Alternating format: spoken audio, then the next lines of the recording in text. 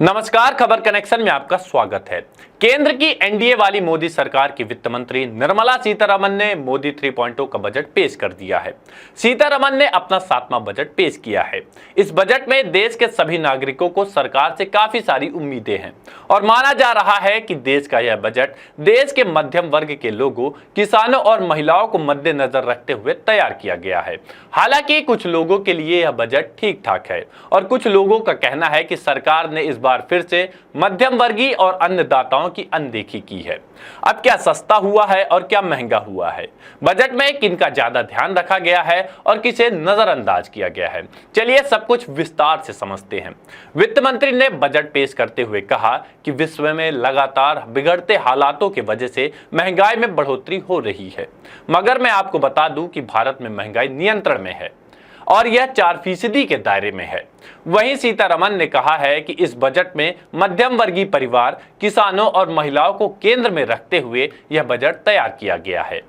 इस बार के बजट में कुछ वस्तुओं में लगने वाले टैक्स में कमी की गई है और वहीं कुछ वस्तुओं से टैक्स एकदम से हटा दिया गया है। वहीं कुछ चीजों में महंगाई भी देखने को मिलेगी। आपने पिछले कुछ समय से सोने चांदी के दामों में लगातार उछाल देखा ही होगा।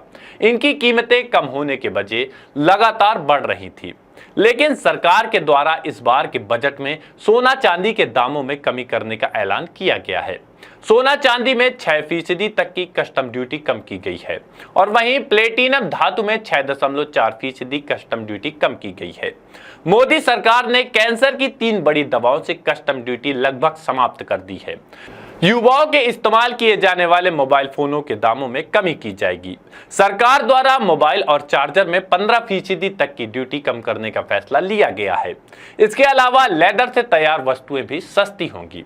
इलेक्ट्रिकल व्हीकल, जिसकी मांग तेजी से बढ़ रही है, उसको लेकर भी सरकार ने महत्वपूर्ण कदम उठाए हैं। अब इलेक्ट्रिकल व्हीकल के दामों में गिरावट देखने को मिलेगी। सरकार ने 25 खनिज सामग्रियों पर ड्यूटी खत्म कर दी है।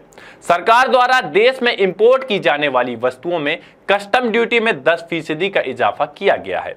सरकार का मकसद है कि उत्पादन देश में हो और दूसरे देशों की वस्तुओं में निर्भरता कम हो। सरकार ने किसान की सभी फसलों में उच्चतम न्यूनतम समर्थन मूल्य की घोषणा की है, यानी कि फसल की खरीद फरोख्त में जो भी लागत आएगी उसका 50% मार्जिन किसानों को मिल जाएगा। बहरहाल यह बजट आपके लिए कितना लाभदायी है, हमें कमेंट बॉक्स में जरूर बताएं। धन्यवाद।